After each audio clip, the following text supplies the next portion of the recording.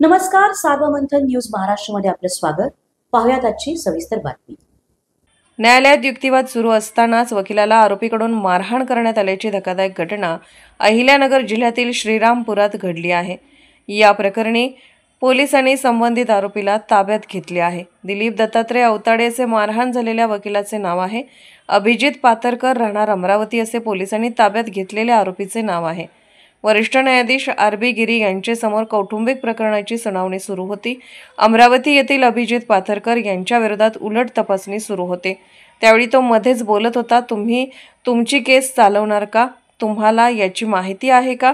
असे न्यायाधीशांनी विचारले असता वकिलांच्या मार्गदर्शनाखाली प्रश्न लिहून आणल्याचे उत्तर त्याने दिले. अवताडे यांनी नोटीस पाठवली आणि 20 लाख रुपये मागितले असल्याचे सांगत त्याने अरेरावीची भाषा सुरू केली. वकिलासह न्यायाधीशांनी त्याला व्यवस्थित बोलण्याचे सांगितले. त्यानंतर काही क्षणात त्याने वकील अवताडे यांच्यावर धावून त्यांना मारहाण करत गळा दाबण्याचा प्रयत्न केला. ते पाहून उपस्थित लोक अवताडे यांच्या मदतीला धावत त्यांची सुटका केली. प्रसंगावधान राखत पोलिसांनी अभिजित याला ताब्यात घेतले.